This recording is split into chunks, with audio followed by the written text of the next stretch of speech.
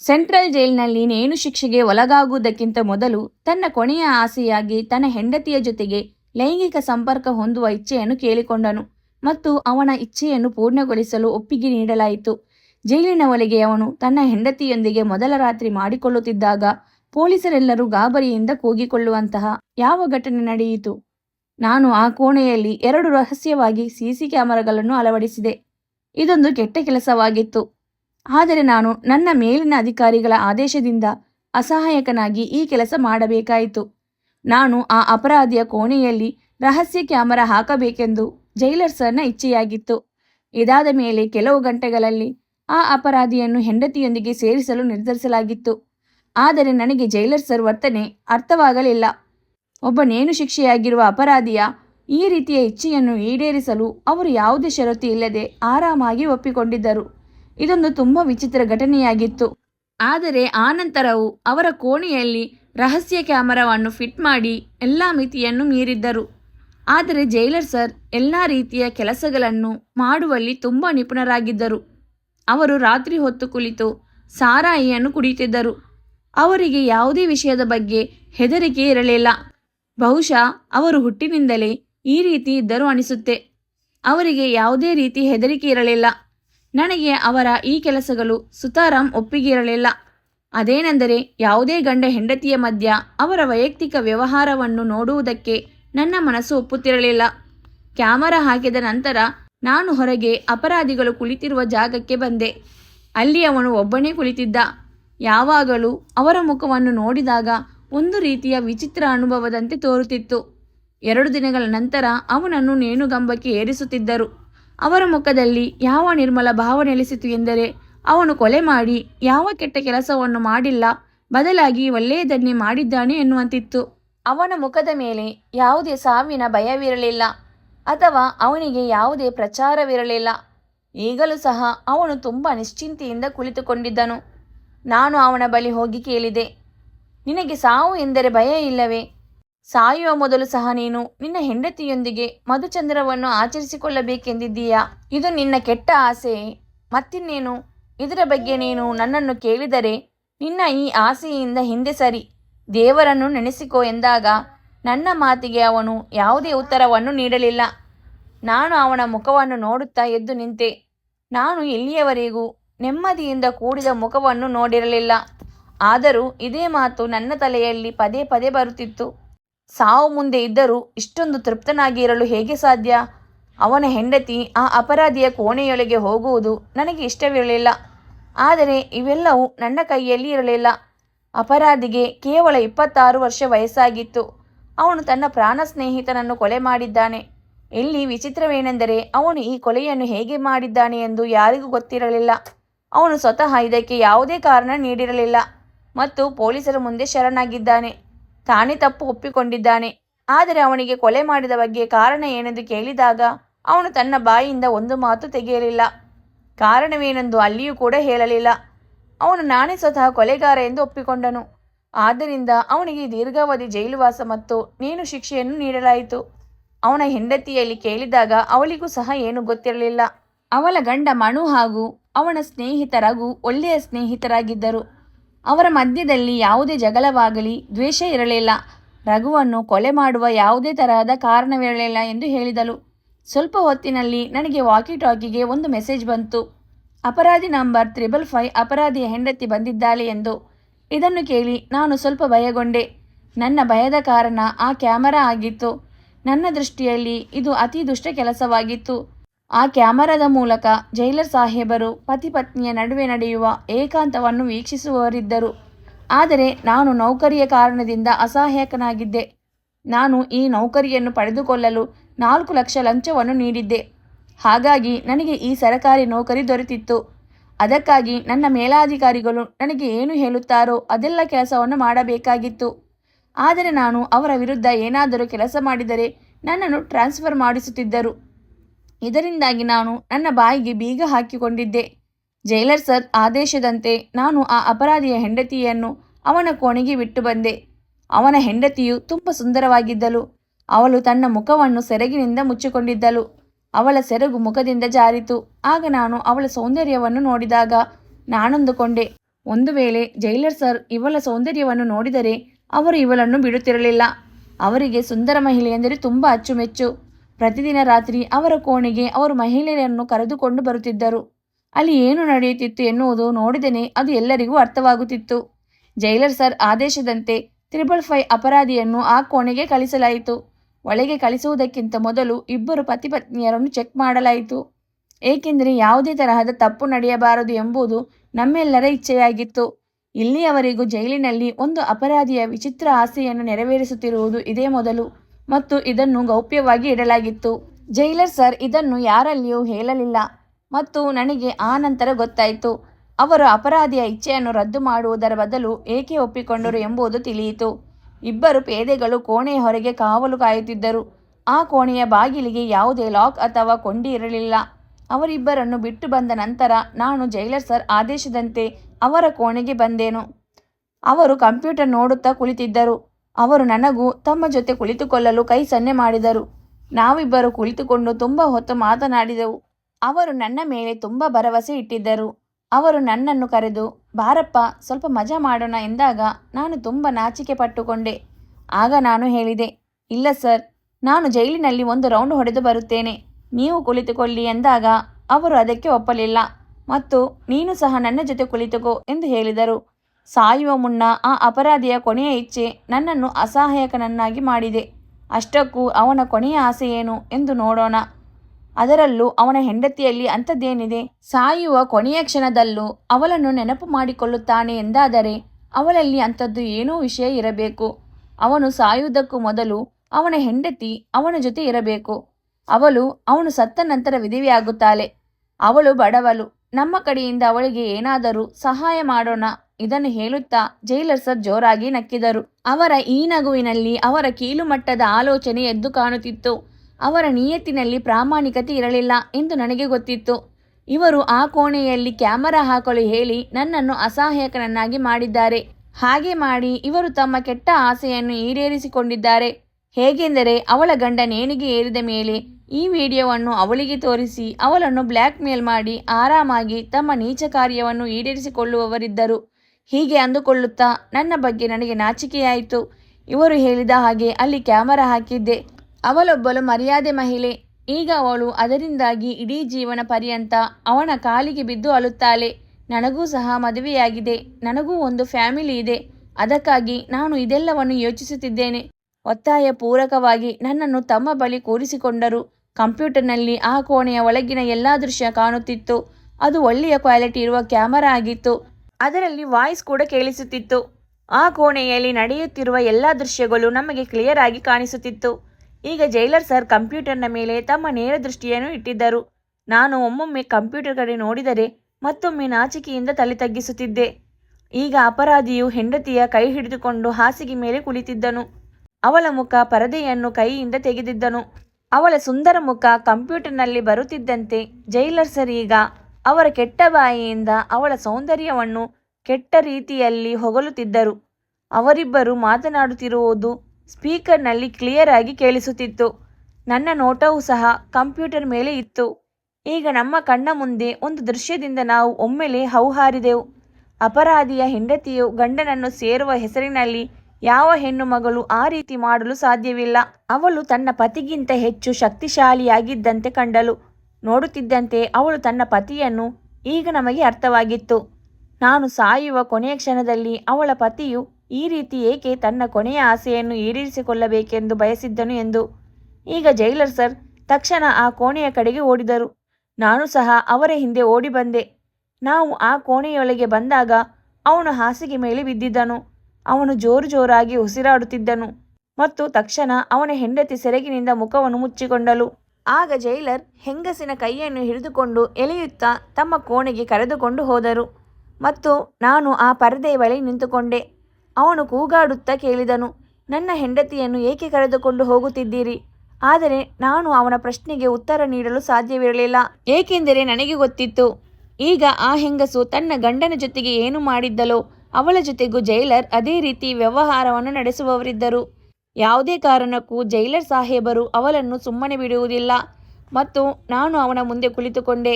ಇಂದು ಮೊದಲ ಬಾರಿ ನಾನು ಆ ಅಪರಾಧಿಯ ಧ್ವನಿಯನ್ನು ಸರಿಯಾಗಿ ಕೇಳಿದೆ. ಇಲ್ಲ ಅಂದರೆ ಅವನು ಎಂದಿಗೂ ಮಾತನಾಡುತ್ತಿರಲಿಲ್ಲ. ಅವನಿಗೆ ಹೇಳಿದೆ, ನಿನ್ನ ಬಗ್ಗೆ ಎಲ್ಲ ಸತ್ಯವನ್ನು ನನಗೆ ಹೇಳು. ನೀನು ಈ ಕೊಲೆಯನ್ನು ಏಕೆ ಮಾಡಿದೆ ಎಲ್ಲವನ್ನು ಹೇಳು ಎಂದಾಗ ಅವನು ಸುಮ್ಮನಾಗಿ ತಲೆ ತಗ್ಗಿಸಿದನು. ಆಗ ನಾನು ತುಂಬ ಕಠೋರ ಧ್ವನಿಯಲ್ಲಿ ಹೇಳಿದೆ, ನೀವು ಗಂಡ ಹೆಂಡತಿಯರ ಮಧ್ಯೆ ಈ ಕೋಣೆಯಲ್ಲಿ ಏನು ನಡೆದಿದೆಯೋ ಅದೆಲ್ಲವೂ ಕ್ಯಾಮರಾದಲ್ಲಿ ರೆಕಾರ್ಡ್ ಆಗಿದೆ.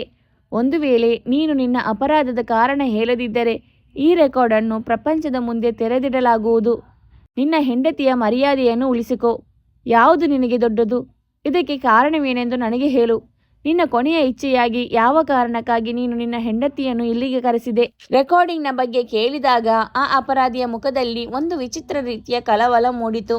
ಅವನು ಕ್ರಮೇಣ ಅವನ ಎಲ್ಲ ಕಥೆಯನ್ನು ಹೇಳಲು ಶುರು ಮಾಡಿದನು. ಅವನ ಹೆಸರು ಮನು. ಚಿಕ್ಕವರಿದ್ದಾಗಿಂದಲೂ ಅವನು ಮತ್ತು ರಘು ಇಬ್ಬರು ಒಳ್ಳೆಯ ಗೆಳೆಯರಾಗಿದ್ದರು. ಅವನ ಗೆಳೆಯನೇ ಅವನಿಗೆ ಜೀವವಾಗಿದ್ದ. ತನ್ನ ಗೆಳೆಯನನ್ನು ಬಿಟ್ಟು ಯಾವುದೇ ಕೆಲಸವನ್ನು ಮಾಡುತ್ತಿರಲಿಲ್ಲ. ಇಬ್ಬರು ಗೆಳೆಯರು ಕೇವಲ ಶಿಕ್ಷಣ ಮಾತ್ರ ಒಂದೇ ಕಡೆ ಮುಗಿಸಿದ್ದಲ್ಲದೆ ಬದಲಾಗಿ ನೌಕರಿಯನ್ನು ಸಹ ಒಂದೇ ಕಡೆ ಪಡೆದುಕೊಂಡಿದ್ದರು. ಒಳ್ಳೆಯ ನೌಕರಿ ದೊರೆತ ಮೇಲೆ ಈಗ ಮನೆಯವರು ಮದುವೆ ಮಾತನಾಡಿದರು. ಅವರ ತಂದೆ ತಾಯಿ ತಮಗೆ ಇಷ್ಟವಾದ ಒಂದು ಹುಡುಗಿಯನ್ನು ಆರಿಸಿದರು. ಜೀವನದಲ್ಲಿ ಅವನ ಹೆಂಡತಿ ವಿನುತಾಳ ಆಗಮನವಾಯಿತು. ತುಂಬ ಜೋರಾಗಿ ಮದುವೆ ನಡೆಯಿತು. ಮನು ಮದುವೆಯಿಂದ ರಘುವಿಗೆ ತುಂಬ ಖುಷಿಯಾಯಿತು. ವಿನುತಾ ತನ್ನ ಜೊತೆ ಒಳ್ಳೆಯ ಅದೃಷ್ಟ ತೆಗೆದುಕೊಂಡು ಬಂದಿದ್ದಳು. ಮನುವಿಗೆ ಪ್ರಮೋಷನ್ ಕೂಡ ಆಯಿತು. ರಘು ಅದೇ ಜಾಗದಲ್ಲಿ ಉಳಿದನು. ಏಕೆಂದರೆ ರಘುನ ಜ್ಞಾನ ಕೆಲಸದ ಬದಲಾಗಿ ಬೇರೆಯವರ ಮೇಲೆ ಇತ್ತು. ಆದ್ದರಿಂದ ಅವನಿಗೆ ಕೆಲಸ ಮಾಡಲು ಸಾಧ್ಯವಾಗಲಿಲ್ಲ. ಮನುವಿನ ಅಮ್ಮ ಮತ್ತೊಂದು ಸಿಟಿಯಲ್ಲಿ ಇರುವ ತನ್ನ ದೊಡ್ಡ ಮಗನ ಬಳಿ ಹೋದಳು. ಈಗ ಮನೆಯಲ್ಲಿ ಮನು ಮತ್ತು ವಿನುತಾ ಇಬ್ಬರೇ ಇದ್ದರು. ಆಫೀಸ್ನಲ್ಲಿ ತುಂಬ ಸಮಯದವರೆಗೆ ಕೆಲಸ ಮಾಡುತ್ತಿದ್ದರಿಂದ ಮನುಗೆ ಚಿಕ್ಕ ಪುಟ್ಟ ಕೆಲಸ ಮಾಡಲು ಆಗುತ್ತಿರಲಿಲ್ಲ. ರಘುಗೆ ಪ್ರಮೋಷನ್ ಆಗಿರಲಿಲ್ಲ. ಆದ್ದರಿಂದ ಅವನಿಗೆ ಯಾವುದೇ ಕೆಲಸದ ಒತ್ತಡವಿರಲಿಲ್ಲ. ಆದ್ದರಿಂದ ಮನು ತನ್ನ ಮನೆಯ ಚಿಕ್ಕ ಪುಟ್ಟ ಕೆಲಸಗಳು ಏನಾದರೂ ಇದ್ದರೆ ಅದೆಲ್ಲವನ್ನು ರಘುವಿಗೆ ಹೇಳುತ್ತಿದ್ದನು. ಎಲ್ಲವೂ ಸರಿಯಾಗಿ ಯಾವುದೇ ತೊಂದರೆ ಇಲ್ಲದೆ ನಡೆಯುತ್ತಿತ್ತು. ಇದಾದ ಮೇಲೆ ವಿನುತಾಳ ವರ್ತನೆಯಲ್ಲಿ ಕ್ರಮೇಣ ಬದಲಾವಣೆಯಾಗುತ್ತಿತ್ತು. ಅವಳು ಎಲ್ಲ ಸಮಯದಲ್ಲೂ ಚಿಂತೆ ಮಾಡುತ್ತಾ ಇರುತ್ತಿದ್ದಳು. ಮನುನೊಂದಿಗೆ ಮಾತನಾಡುವಾಗಲೂ ಪರದಾಡುತ್ತಿದ್ದಳು. ಕ್ರಮೇಣ ಅವರಿಬ್ಬರ ನಡುವೆ ಅಂತರ ಹೆಚ್ಚಾಯಿತು. ಮನೆಯಲ್ಲಿಯೂ ಸಹ ನಿಶಬ್ದ ಆವರಿಸಿತು. ಮನು ಈ ವಿಷಯವನ್ನು ತುಂಬ ಮನಸ್ಸಿಗೆ ಹಚ್ಚಿಕೊಂಡಿದ್ದನು. ವಿನುತಾ ಯಾವುದೋ ವಿಷಯಕ್ಕಾಗಿ ತುಂಬ ತೊಂದರೆಯಲ್ಲಿ ಸಿಲುಕಿಕೊಂಡಿದ್ದಾಳೆ. ಅವಳನ್ನು ಕೇಳಿದರೂ ಅವಳು ಸರಿಯಾಗಿ ಉತ್ತರ ನೀಡುತ್ತಿರಲಿಲ್ಲ. ಮತ್ತೆ ಒಂದು ದಿನ ಮನು ಕಠೋರವಾಗಿ ವಿನುತಾಳನ್ನು ಕೇಳಿದ, ನಿನಗೆ ಏನು ತೊಂದರೆ ಆಗಿದೆ? ಆಗ ಅವಳು ಎಂತಹ ಮಾತು ಹೇಳಿದಳೆಂದರೆ ಈ ವಿಷಯದ ಬಗ್ಗೆ ಅವನಿಗೆ ಕಲ್ಪನೆಯೂ ಇರಲಿಲ್ಲ. ಅವಳು ಹೇಳಿದಳು, ನನ್ನ ಮೇಲೆ ರಘುವಿನ ಕೆಟ್ಟ ದೃಷ್ಟಿ ಬಿದ್ದಿದೆ ಮತ್ತು ನನಗೆ ಅವನು ತುಂಬ ತೊಂದರೆಯನ್ನು ಕೊಡುತ್ತಿದ್ದಾನೆ. ಇದನ್ನು ಕೇಳಿ ಮನುಗೆ ತುಂಬ ಸಿಟ್ಟು ಬಂದಿತು. ಅವನಿಗೆ ತನ್ನ ಹೆಂಡತಿಯ ಮೇಲೆ ತುಂಬ ಪ್ರೀತಿ ಇತ್ತು. ಜೊತೆಗೆ ರಘುನ ಗೆಳೆತನದ ಮೇಲೆಯೂ ಅವನಿಗೆ ಪೂರ್ತಿ ನಂಬಿಕೆ ಇತ್ತು. ಆಗ ಮನು ಹೇಳಿದ, ನೀನು ಅವನನ್ನು ತಪ್ಪಾಗಿ ತಿಳಿದುಕೊಂಡಿದ್ದೀಯಾ? ಆಗ ವಿನುತಾ, ನಾನು ಆ ನೋವನ್ನು ಅನುಭವಿಸಿದ್ದೇನೆ. ಈಗ ಮನು ವಿನುತಾಳ ಯಾವ ಮಾತನ್ನು ಒಪ್ಪಿಕೊಳ್ಳಲಿಲ್ಲ ಮತ್ತು ಮಾರನೇ ದಿನ ಅವನು ರಘುಗೆ ಸ್ವಲ್ಪ ಹಣ ನೀಡಿ ಕೆಲವು ಸಾಮಾನುಗಳನ್ನು ಖರೀದಿ ಮಾಡಿಕೊಂಡು ಬರಲು ಹೇಳಿದನು ಮತ್ತು ತನಗೆ ಆಫೀಸಿನಿಂದ ಬರಲು ತಡವಾಗುತ್ತದೆ ಮತ್ತು ಆಫೀಸಿನಿಂದ ಬರುವಾಗಲೇ ಖರೀದಿ ಮಾಡಿಕೊಂಡು ಮನುನ ಮನೆಗೆ ಬರಬೇಕಾಗಿತ್ತು. ರಘು ಖುಷಿಯಿಂದ ಸಾಮಾನುಗಳನ್ನು ತೆಗೆದುಕೊಂಡು ಬರಲು ಹೊರಟನು. ಈಗ ಮನು ಅವನನ್ನು ಹಿಂಬಾಲಿಸಬೇಕೆಂದು ಅಂದುಕೊಂಡನು. ವಿನುತಾ ನಿಜ ಹೇಳುತ್ತಿದ್ದಾಳಾ ಅಥವಾ ಸುಳ್ಳು ಹೇಳುತ್ತಿದ್ದಾಳಾ ಎನ್ನುವುದು ಅವನಿಗೆ ತಿಳಿಯಬೇಕಾಗಿತ್ತು. ರಘುನ ಹಿಂದೆ ಹಿಂದೆ ಮನು ಸಹ ಮನೆಯನ್ನು ಬಂದು ತಲುಪಿದಾಗ ಅವನು ಕದ್ದು ಮುಚ್ಚಿ ಡ್ರಾಯಿಂಗ್ ರೂಮ್ ಬಾಗಿಲ ಬಳಿ ಬಂದು ನಿಂತನು. ರಘು ಮತ್ತು ವಿನುತಾ ಇಬ್ಬರು ಡ್ರಾಯಿಂಗ್ ರೂಮಿನಲ್ಲಿ ಮಾತನಾಡುತ್ತಿದ್ದರು. ಅವರಿಬ್ಬರ ಮಾತುಗಳನ್ನು ಕೇಳಿ ಮನು ಕಕ್ಕಾಬಿಕ್ಕಿ ಆದನು. ಈಗ ವಿನುತಾ ಹೇಳುತ್ತಿದ್ದಳು, ಸಾಕು ರಘು, ನಿನ್ನದು ತುಂಬ ಜಾಸ್ತಿ ಆಯಿತು. ನೀನು ಈಗ ನಿನ್ನ ಹದ್ದುಬಸ್ತಿನಲ್ಲಿ ಇರು. ಈಗ ಆ ರಘು ಅವಳಿಗೆ ಹೇಳುತ್ತಿದ್ದನು, ಒಂದು ವೇಳೆ ನೀನು ನನ್ನ ಮಾತು ಕೇಳದಿದ್ದರೆ ನಾನು ಒತ್ತಾಯಪೂರ್ವಕವಾಗಿ ನನ್ನ ಎಲ್ಲ ತರಹದ ಮಿತಿ ಮೀರಬೇಕಾಗುವುದು. ಈಗ ಎಲ್ಲ ಸತ್ಯ ಮನು ಕಣ್ಣ ಮುಂದೆ ಇತ್ತು. ವಿನುತಾ ಹೇಳುವುದೆಲ್ಲವೂ ಸತ್ಯವಾಗಿತ್ತು. ಆದರೆ ಮನುನಲ್ಲಿ ಅವರಿಬ್ಬರ ಮುಂದೆ ಹೋಗುವಷ್ಟು ಧೈರ್ಯವಿರಲಿಲ್ಲ. ಅವನು ತನ್ನ ಗೆಳೆಯನನ್ನು ತುಂಬ ನಂಬಿದ್ದನು. ಅದರಿಂದಾಗಿ ಅವನು ತನ್ನ ಗೆಳೆಯನನ್ನು ತನ್ನ ಮನೆಗೆ ಕಳುಹಿಸುತ್ತಿದ್ದನು. ಅವನ ಗೆಳೆಯನು ಇವನ ಬೆನ್ನಿಗೆ ಚೂರಿ ಹಾಕಿದ್ದನು. ಮನು ತಕ್ಷಣ ಹಿಂದಕ್ಕೆ ಮರಳಿ ಹೋದನು. ಇದು ಕಳೆದು 2 ದಿನಗಳಾಗಿತ್ತು. ಈಗ ಮನು ಹೃದಯದಲ್ಲಿ ಬೆಂಕಿ ಹತ್ತಿಕೊಂಡಿತು. ವಿನುತಾಳನ್ನು ಇರಲು ತವರು ಮನೆಗೆ ಕಳುಹಿಸಿದನು. ಇದರ ಬದಲಾಗಿ ರಘುನ ಮನು ತನ್ನ ಮನೆಯಲ್ಲಿ ಉಳಿಯಲು ಕರೆಸಿಕೊಂಡನು. ಏಕೆಂದರೆ ಅವನು ರಘು ಹತ್ತಿರ ಕೇಳಬೇಕೆಂದಿದ್ದ. ನೀನು ಹಾಗೆ ಏಕೆ ಮಾಡಿದೆ? ಇದನ್ನು ರಘುನಲ್ಲಿ ಕೇಳಿದಾಗ ಮನು ಹೇಳಿದ ಮಾತಿನಿಂದ ಅವನಿಗೆ ಇನ್ನೂ ಸಿಟ್ಟು ಬಂದಿತು. ರಘು ಹೇಳಿದನು, ವಿನುತಾಳಿಗೆ ಇದಕ್ಕೂ ಮೊದಲು ತುಂಬ ಹುಡುಗರ ಜೊತೆ ಸಂಬಂಧವಿತ್ತು. ಅವಳ ನಡವಳಿಕೆ ಸರಿ ಇರಲಿಲ್ಲ. ಇದರಿಂದ ಮನುಗೆ ತುಂಬ ಸಿಟ್ಟು ಬಂದಿತು. ಅವನು ಸಿಟ್ಟಿನಿಂದ ಗೆಳೆಯನಿಗೆ ಹೊಡೆಯಲು ಶುರು ಮಾಡಿದನು. ಈಗ ರಘು ಸಹ ತಿರುಗಿ ನಿಂತು ಮನುವಿನ ಮೇಲೆ ಕೈ ಎತ್ತಿದನು. ಆಗ ಮನು ತುಂಬ ಸಿಟ್ಟು ಮಾಡಿಕೊಂಡು ಹಣ್ಣು ಕತ್ತರಿಸುವ ಚಾಕುವನ್ನು ತೆಗೆದುಕೊಂಡು ಅವನ ಕಡೆ ಬೀಸಿದ. ಅವನ ಕೈಯ ನರ ಕಟ್ಟಾಯಿತು. ರಘು ಜೋರಾಗಿ ಹೊಡೆದಿದ್ದರಿಂದ ಮನು ಎಚ್ಚರ ತಪ್ಪಿ ಬಿದ್ದಿದ್ದ. ಮನುಗೆ ಪ್ರಜ್ಞೆ ಬಂದಾಗ ಎಲ್ಲವೂ ಮುಗಿದು ಹೋಗಿತ್ತು. ಅವನೇ ಪೊಲೀಸರಿಗೆ ಫೋನ್ ಮಾಡಿ ಸುದ್ದಿ ಹುಟ್ಟಿಸಿದನು. ಏಕೆಂದರೆ ಅವನು ಅಪರಾಧಿಯಾಗಿರಲಿಲ್ಲ. ನಾನು ಸಿಟ್ಟಿನಿಂದ ಇದೇನು ಮಾಡಿಬಿಟ್ಟೆ ಎಂದು ಅವನು ಗೊಂದಲದಲ್ಲಿ ಸಿಲುಕಿಕೊಂಡನು. ಸ್ವತಃ ತಾನೇ ಒಪ್ಪಿಕೊಂಡನು. ತನ್ನನ್ನು ತಾನು ಪೊಲೀಸರಿಗೆ ಒಪ್ಪಿಸಿಕೊಂಡು 4 ತಿಂಗಳು ಕೇಸ್ ನಡೆದ ನಂತರ ಅವನಿಗೆ ಗಲ್ಲು ಶಿಕ್ಷೆಯನ್ನು ವಿಧಿಸಲಾಗಿತ್ತು. ಗಲ್ಲು ಶಿಕ್ಷೆಯಾದ ಮೇಲೂ ಮನುವಿನ ಕಣ್ಣಿಂದ ಒಂದು ಹನಿ ಕಣ್ಣೀರು ಬರಲಿಲ್ಲ. ಅವನಿಗೆ ಪಶ್ಚಾತ್ತಾಪವಾಗಿರಲಿಲ್ಲ. ಅವನು ಗಂಭೀರವಾಗಿ ಇರುತ್ತಿದ್ದನು. ಒಮ್ಮೆ ಅವನನ್ನು ಭೇಟಿಯಾಗಲು ಅವನ ಹೆಂಡತಿ ಜೈಲಿಗೆ ಬಂದಿದ್ದಳು. ಗಲ್ಲು ಶಿಕ್ಷೆಗೂ ಮೊದಲು ಅವನ ಹೆಂಡತಿಯ ಜೊತೆಗೆ ದೈಹಿಕ ಸಂಪರ್ಕ ಹೊಂದುವ ಇಚ್ಛೆಯನ್ನು ವ್ಯಕ್ತಪಡಿಸಿದನು. ಆದರೆ ಅವನು ತನ್ನ ಹೆಂಡತಿಯನ್ನು ತುಂಬ ಪ್ರೀತಿಸುತ್ತಾನೆ ಎಂದು ನನಗೆ ಮತ್ತು ಜೈಲರ್ ಸರ್ಗೆ ಅನಿಸಿತು. ಆದ್ದರಿಂದ ಅವನು ಕೊನೆಯ ಬಾರಿ ತನ್ನ ಹೆಂಡತಿಯನ್ನು ಭೇಟಿಯಾಗಲು ಇಚ್ಛೆಪಟ್ಟಿದ್ದಾನೆ. ಆದರೆ ಕಂಪ್ಯೂಟರ್ನಲ್ಲಿ ನೋಡಿದ ದೃಶ್ಯದಿಂದ ನಮಗೆ ಅದು ಬೇರೆ ಏನನ್ನೋ ಹೇಳುತ್ತಿತ್ತು. ಅವನ ಹೆಂಡತಿ ಅವನನ್ನು ಭೇಟಿಯಾಗಲು ಬಂದಾಗ ಅವಳನ್ನು ತನ್ನ ಮುಂದೆ ಕುಳಿಸಿಕೊಂಡು ಅವಳಿಗೆ ಹೇಳಿದನು, ನೀನು ಏನೆಂದು ನನಗೆ ಗೊತ್ತಾಗಿದೆ. ನನಗೆ ಎಲ್ಲ ಸತ್ಯ ಅರ್ಥವಾಗಿದೆ. ನೀನು ಅಪರಾಧಿ ಎಂದು ನನಗೆ ಗೊತ್ತಾಗಿದೆ. ನನ್ನ ಗೆಳೆಯ ತಪ್ಪು ಮಾಡಿಲ್ಲ. ತಪ್ಪು ಮಾಡಿದವಳು ನೀನು ಎಂದು ಹೇಳಿ ಅವನು ತನ್ನ ಹೆಂಡತಿಯ ಬಟ್ಟೆಯನ್ನು ಸಿಟ್ಟಿನಿಂದ ಎಳೆದನು ಮತ್ತು ಹೇಳಿದನು, ನಿನಗೆ ನಿನ್ನ ಮರ್ಯಾದೆಯನ್ನು ಕಳೆದುಕೊಳ್ಳುವುದೆಂದರೆ ತುಂಬ ಇಷ್ಟ ಅಲ್ವಾ? ಇವತ್ತು ನಾನು ನಿನ್ನ ಮಾನವನ್ನು ಹರಾಜು ಹಾಕುತ್ತೇನೆ. ಇದನ್ನು ಕೇಳುತ್ತಲೇ ಅವನ ಹೆಂಡತಿ ಹೇಳಿದಳು, ನಾಳೆ ನಿನಗೆ ಗಲ್ಲು ಶಿಕ್ಷೆಯಾಗುತ್ತದೆ. ನಿನಗೆ ಬದುಕು ಆಸೆ ಇದ್ದರೂ, ಒಂದು ವೇಳೆ ನೀನು ನನ್ನ ಜೊತೆ ಇದೆಲ್ಲ ತಪ್ಪು ಮಾಡಿದರೂ ಇದರಿಂದ ನಿನಗೆ ಏನೂ ಉಪಯೋಗವಿಲ್ಲ. ನನಗೆ ನಿನಗಿಂತಲೂ ಹೆಚ್ಚು ನಿನ್ನ ಗೆಳೆಯ ಇಷ್ಟವಾಗಿದ್ದ. ಇದಂತೂ ಸತ್ಯ. ಆದ್ದರಿಂದ ನಾನು ಅವನನ್ನು ಒಲಿಸಿಕೊಳ್ಳಲು ಪ್ರಯತ್ನಿಸುತ್ತಿದ್ದೆ. ಆದರೆ ಪ್ರತಿ ಬಾರಿ ಅವನು ನಮ್ಮಿಬ್ಬರ ಮಧ್ಯದಲ್ಲಿ ನಿನ್ನದು ತಂದು ನಾನು ನನ್ನ ಗೆಳೆಯನಿಗೆ ಯಾವುದೇ ಮೋಸ ಮಾಡಲು ಬಯಸುವುದಿಲ್ಲ ಎನ್ನುತ್ತಿದ್ದ. ಅವನು ನಿನಗೆ ನಾನು ಏನು ಅಂತ ಹೇಳಲು ಬಯಸಿದ್ದನು. ಅದೇನೆಂದರೆ ನನಗೆ ತುಂಬ ಜನ ಹುಡುಗರ ಜೊತೆಗೆ ಅಕ್ರಮ ಸಂಬಂಧವಿತ್ತು. ಆದ್ದರಿಂದ ನಾನು ಹೆದರಿಕೊಂಡು ನಿನಗೆ ಅವನ ಬಗ್ಗೆ ಕೆಟ್ಟದಾಗಿ ಹೇಳಿದೆ. ಏಕೆಂದರೆ ಅವನು ಏನಾದರೂ ಹೇಳಿದರೆ ನೀನು ನಂಬಬಾರದು ಎಂದು ಮತ್ತು ನೀನು ಅವನಿಂದ ದೂರ ಇರಬೇಕೆಂದು ನಾನು ಬಯಸಿದ್ದೆ. ನನ್ನ ಸತ್ಯ ನಿನಗೆ ತಿಳಿಯಬಾರದು ಮತ್ತು ನೀವಿಬ್ಬರು ದೂರವಾದರೆ ನನಗೆ ರಘುನನ್ನು ನನ್ನ ಕಡೆ ಸೆಳೆಯುವುದು ಸಹ ಸುಲಭವಾಗುತ್ತಿತ್ತು. ಇದನ್ನು ಕೇಳುತ್ತಲೇ ಮನು ಅವನ ಹೆಂಡತಿಯ ಮೇಲೆ ದಾಳಿ ಮಾಡಿದನು. ವಿನುತಾ ಅದಕ್ಕೂ ಮೊದಲು ಅವನ ಮೇಲೆ ಹಲ್ಲೆ ಮಾಡಲು ಜೋರಾಗಿ ತಳ್ಳಿ ಮನುಗೆ ಹೊಡೆಯಲು ಶುರು ಮಾಡಿದಳು. ಅವಳು ಮನುಗಿಂತ ಹೆಚ್ಚು ಶಕ್ತಿವಂತಲಾಗಿದ್ದಳು. ಇದನ್ನೆಲ್ಲ ನೋಡುತ್ತಿದ್ದ ನಾನು ಮತ್ತು ಜೈಲರ್ ಸರ್ ಓಡುತ್ತಾ ಕೋಣೆಯ ಕಡೆ ಬಂದಿದ್ದೆವು. ಈಗ ನನಗೆ ಎಲ್ಲ ಸತ್ಯವೂ ತಿಳಿಯಿತು. ಆಗ ನಾನು ಮತ್ತೆ ಅವನನ್ನು ಕೇಳಿದೆ, ನೀನು ನಿನ್ನ ಹೆಂಡತಿಯನ್ನು ಇಲ್ಲಿ ಏಕೆ ಕರೆಸಿದೆ? ಇದನ್ನು ಕೇಳಿ ಅವನು ಹೇಳಿದ, ಆ ಸಮಯದಲ್ಲಿ ನಾನು ಅವಳು ಹೇಳಿದ ಕಟ್ಟುಕತೆಯನ್ನು ನಂಬಿ ನನ್ನ ಗೆಳೆಯನನ್ನು ಕೊಲೆ ಮಾಡಿದೆ. ಆದರೆ ನನ್ನ ಹೆಂಡತಿ ನನ್ನನ್ನು ಭೇಟಿ ಮಾಡಲು ಬಂದಾಗ ಅವಳು ಹೇಳಿದ ಮಾತುಗಳಿಂದ ನನಗೆ ಎಲ್ಲವೂ ಅರ್ಥವಾಗಿತ್ತು. ಇದೆಲ್ಲದಕ್ಕೂ ಕಾರಣ ನನ್ನ ಹೆಂಡತಿ ಎಂದು ನನಗೆ ತಿಳಿಯಿತು. ನಾನು ಯಾರಿಗೂ ನನ್ನ ಗೆಳೆಯನ ಸಾವಿನ ಹಿಂದಿನ ಕಾರಣ ಹೇಳಲಿಲ್ಲ. ಏಕೆಂದರೆ ನನ್ನ ಹೆಂಡತಿಯ ಮರ್ಯಾದೆ ಹೋಗಬಹುದೆಂದುಕೊಂಡಿದ್ದೆ. ಈಗ ನನಗೆ ಅನಿಸಿತು, ನನ್ನ ಹೆಂಡತಿಯ ನಡವಳಿಕೆ ಸರಿಯಾಗಿಲ್ಲ ಮತ್ತು ಇದು ನನ್ನ ಹೃದಯದಲ್ಲಿ ಅಚ್ಚುತ್ತಿತ್ತು. ಏನೆಂದರೆ ನಾನು ಸಾಯುವುದಕ್ಕಿಂತ ಮೊದಲು ಈ ಸತ್ಯವನ್ನು ತಿಳಿಯಲೇಬೇಕು ಎಂದುಕೊಂಡೆ. ಆದ್ದರಿಂದ ನಾನು ಅವಳನ್ನು ಭೇಟಿಯಾಗಲು ಕರೆದೆ. ಅವಳು ನನ್ನ ಮುಂದೆ ಬಂದು ಸತ್ಯವನ್ನು ಒಪ್ಪಿಕೊಳ್ಳದಿದ್ದರೆ ನನಗೆ ಅದರಿಂದ ಏನೂ ಉಪಯೋಗವಾಗುತ್ತಿರಲಿಲ್ಲ. ಆದ್ದರಿಂದ ನಾನು ಅವಳ ಜೊತೆ ಮಲಗುವ ಬಗ್ಗೆ ಮಾತನಾಡಿದೆ. ಏಕೆಂದರೆ ನಾನು ಇಲ್ಲಿಯವರೆಗೆ ಜೈಲರ್ ಸರ್ ನಡವಳಿಕೆಯನ್ನು ಗಮನಿಸಿದ್ದೆ. ನಾವಿಬ್ಬರು ಗಂಡ ಹೆಂಡತಿಯರು ಭೇಟಿಯಾಗುತ್ತೇವೆ ಎಂದು ಗೊತ್ತಾದರೆ ಅವರು ಖಂಡಿತ ಒಪ್ಪಿಕೊಳ್ಳುತ್ತಾರೆ ಎಂದು ನನಗೆ ಗೊತ್ತಿತ್ತು. ಅವರು ನಮ್ಮನ್ನು ವೀಕ್ಷಿಸಲು ಕೋಣೆಯಲ್ಲಿ ಕ್ಯಾಮರಾ ಫಿಕ್ಸ್ ಮಾಡುತ್ತಾರೆ ಎಂದು ಸಹ ನನಗೆ ಗೊತ್ತಿತ್ತು. ಇದೇ ರೀತಿ ನನ್ನ ಸತ್ಯವು, ನನ್ನ ಹೆಂಡತಿಯ ಸತ್ಯವು ಕ್ಯಾಮರಾದಲ್ಲಿ ರೆಕಾರ್ಡ್ ಆಗಲಿ ಎಂಬುದು ನನ್ನ ಬಯಕೆಯಾಗಿತ್ತು. ಈಗ ನಾನು ಅಂದುಕೊಂಡಿದ್ದು ಸತ್ಯ ಎಂದು ಸಾಬೀತಾಗಿದೆ ಎಂದು ನನಗೆ ಗೊತ್ತಿದೆ. ಮತ್ತು ಅವನು ನಾನು ಶಿಕ್ಷೆಯಿಂದ ತಪ್ಪಿಸಿಕೊಳ್ಳಲು ಹೀಗೆ ಮಾಡಿಲ್ಲ, ನಾನು ನನ್ನ ಜೀವದ ಗೆಳೆಯನನ್ನು ನಂಬಲಿಲ್ಲ ಎಂದು ನನಗೆ ದುಃಖವಾಗುತ್ತಿದೆ. ಈಗ ನನ್ನ ಹೆಂಡತಿಗೂ ಈ ತಪ್ಪಿಗೆ ಶಿಕ್ಷೆಯಾಗಲಿ ಎನ್ನುವುದೇ ನನ್ನ ಆಸೆಯಾಗಿತ್ತು. ಅವಳೇ ನಮ್ಮಿಬ್ಬರ ನಡುವೆ ದ್ವೇಷದ ಬೆಂಕಿ ಹಚ್ಚಿದ್ದಳು. ಅವನ ಮಾತು ಕೇಳಿ ನಾನು ತುಂಬ ಆಶ್ಚರ್ಯಚಕಿತನಾದೆ. ಅವನು ತುಂಬ ಚಾಲಾಕಿಯಾಗಿದ್ದನು.